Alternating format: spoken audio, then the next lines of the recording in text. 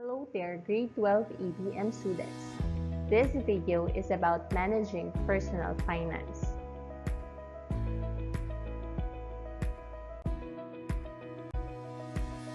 Personal financial management requires an understanding of basic finance concepts such as time value of money and risk-return trade-off.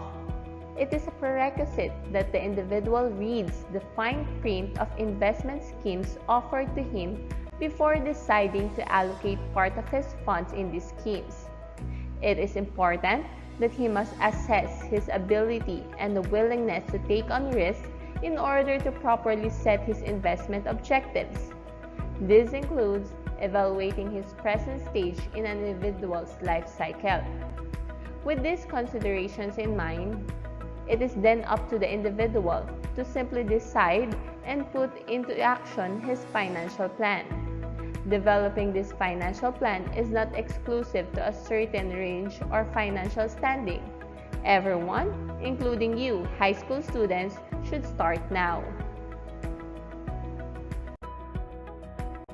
For our learning targets, first, we will explain basic personal finance principles. And then, we will provide examples of sound practices in earning, spending, saving, and investing money. What is financial literacy? It is the ability to understand and effectively use various financial skills, including personal financial management, budgeting, and investing. Financial literacy is the foundation of your relationship with money, and it is a lifelong journey of learning. The financial plans of an individual depend on his financial objectives that are very much affected by the stage he is in the individual life cycle. The first phase is the accumulation phase, then consolidation phase, spending phase, and the gifting phase. For the accumulation phase, those individuals that have just started working or in the early part of their respective careers.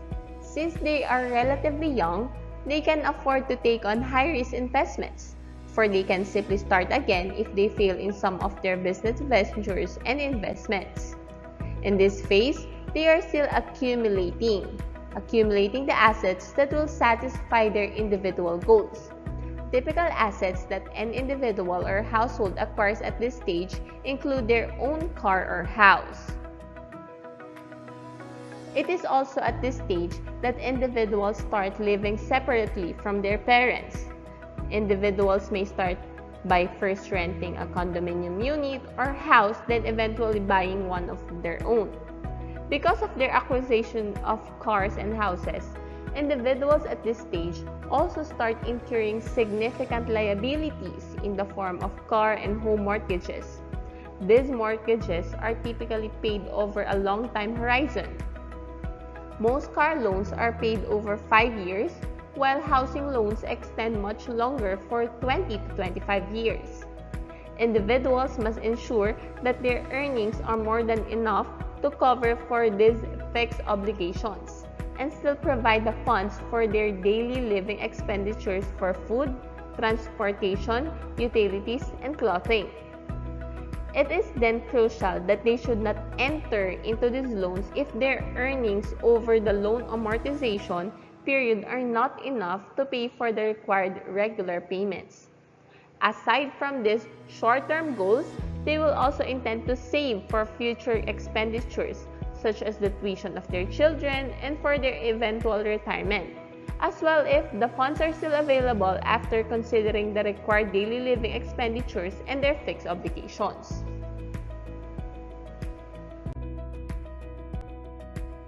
Consolidation phase. Those in this phase already have the necessary assets required of a typical household and have settled most of their outstanding liabilities. Major concerns at this stage include the ability to pay for their education of their children. Individuals also fulfill family objectives such as going on vacations and the purchase of luxury goods. Of course, this is the second priority relative to providing the typical needs of their children, education, and their daily allowances. Investment of moderate risk are taken by these individuals since they still have a longer time horizon before retirement, yet not willing to venture on too risky investments since it will be hard for them to start all over again, especially with the needs of their children taking high priority. Aside from this concern, they need to consolidate and preserve much of the assets they accumulated throughout the years since they would also want to prepare ahead for future retirement. The net worth, this refers to the assets less liabilities of individuals at the consolidation phase, significantly increases compared to the accumulation phase, mainly because of the increase in earnings, higher salary or reaping the benefits of earlier investments, and the settlement of the mortgages they entered into the previous stage. Spending phase. Retired individuals belong to this stage. Their main source of income comes from their pension, although they also benefit from the returns of their existing investments. Capital preservation is their main return objective with the intention of earning more than inflation to protect the value of their investments in real terms. Capital preservation objective require the individual to put his money in very safe investments as described in the previous lesson. It is called spending phase since their pensions should be able to cover for their daily living needs, yet they have more than enough funds beyond this source for them to enjoy the fruits of their labor throughout their working career. Individuals in this stage must bear in mind that while they typically spend for luxuries at this stage, they must not deplete their retirement funds for their remaining years. Nowadays, various retirement products offered by insurance and financial institutions aid these retirees in determining the timing of receipt of the income generated from their insurance and pension plans, so that they do not spend much of it in a limited time span.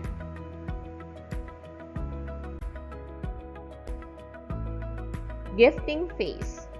Not everyone is expected to reach this phase, and most of the time, this stage is concurrent with the consolidation phase. This stage focuses on how the individual provides support to the family members, friends, or any charitable institutions. The focus of the individual is consistent on how he wants to allocate his funds to these beneficiaries in case of his death or even during his remaining years. Let us now discuss the basic principles of personal finance. The best protection is knowledge. The lessons discussed provide the financial literacy to understand basic finance concepts applicable to both businesses and individuals. We have discussed essential finance concepts such as the time value of money and the risk-return trade-off. These concepts also apply to personal finance and should be the guiding principles in assessing potential investment schemes and the related returns promised by these schemes. Nothing happens without a plan. Financial planning is not restricted to companies alone. Individuals also prepare their financial plans in order to meet their set objectives and goals. Basic financial plans include the preparation of annual, monthly, weekly, or even daily budgets. Adults prepare the household budget to determine if the sources of funds of the family will be able to meet the required living expenditures, and if there will be an excess available for savings and investment. Even at an early age, individuals should practice financial planning or budget preparation. The time value of money. Remember the power of compound interest. Albert Einstein acknowledged its importance, and individuals must use it to their advantage by investing wisely and avoiding its dangers by borrowing judiciously. Do not forget to select the best investment alternative by determining first a common valuation date, today for example, then comparing its present value before deciding which offers the most attractive proposition. Financing or borrowing options should also be compared based on the present values. The time value of money is also the basis in computing the return promised by an investment scheme and whether this is realistic given the applicable investment time horizon. Next, taxes affect personal finance decisions. Almost all transactions involve taxes. Analyze the returns of potential investment on an after-tax basis. Even in determining the earnings of an individual, just like a company, almost 1/3 of the income will go to taxes. Passive income is also subject to taxes, and this must be incorporated in the analysis before making any investment decisions. Stuff happens, or the importance of liquidity. Remember to provide enough leeway for liquidity in the form of cash or any assets easily convertible to cash or with a ready market. This will allow the individual to cover for any unexpected needs and take advantage of unexpected opportunities. Illiquidity may lead the individual to seek funds haphazardly and be subjected to onerous terms by creditors.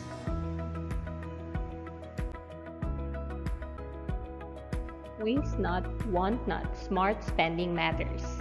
Individuals must identify priority goals, both long-term and short-term. This should be the basis in ranking potential purchases. Only when the necessities are taken care of should an individual indulge in more luxurious items. Impulsive buying should be minimized, and a specific budget should be set for these lower priority items. Protect yourself against major catastrophes. Risk management involves protecting the individual and his property from event risks such as natural calamities. This is more urgent in calamity-prone countries such as the Philippines. Insurance policies should include provisions that will cover for these events. These clauses are sometimes referred to as acts of God riders. In this case, the individual must not forget payments for insurance premiums as necessary fixed obligations, just like principal and interest payments of his mortgages. Risk and return go hand in hand.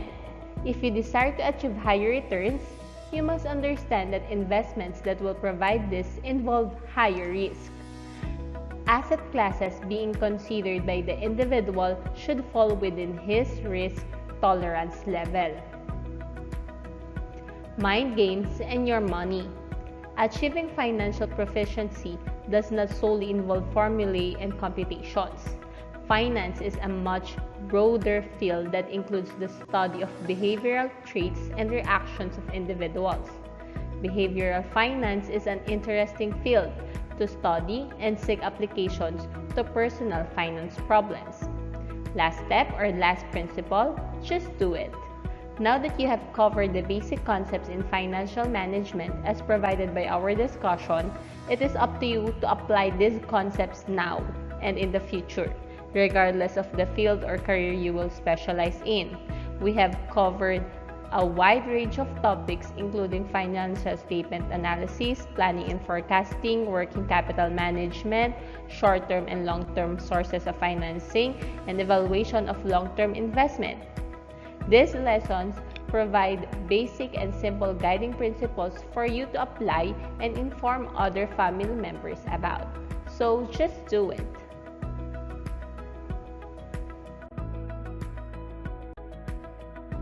For the last part of our discussion, we have the 6 key areas of personal financial planning. First, financial position. Understand personal resources by checking an individual's net worth and cash flow. This helps in determining the time frame to which personal goals can realistically be met. For net worth, that is assets less liabilities at a point in time. For the cash flow, expected sources of income less expected expenses within a period. For example, per year. For the second area, we have the adequate protection.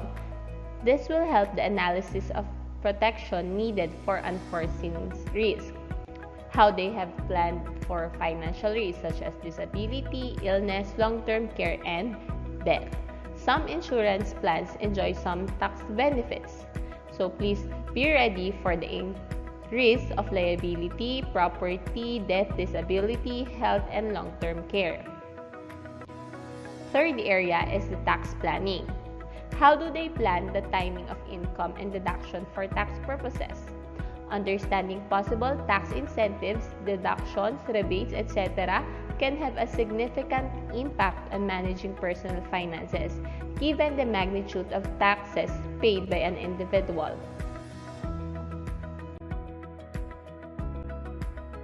Fourth area, investment and accumulation goals. How are their current investments performing to meet their goals? This includes planning on a wealth accumulation for large purchases, such as house, educational expenses, investments for retirement. Speaking of retirement, we have retirement planning. Do they think they can maintain their standard of living during their retirement? Analysis of cash flows to come up with investment plans that will meet the cost of retirement in the future is the focus of this area. Last one, the estate planning. Planning for disposition of one's assets after death. This involves estate taxes paid to the government are huge, so avoiding these taxes can significantly impact one's personal finances. Thank you for watching this video. I hope that you understand the basic personal finance principles, and from now on, you will be able to manage personal finance by earning, spending, saving, and investing money wisely.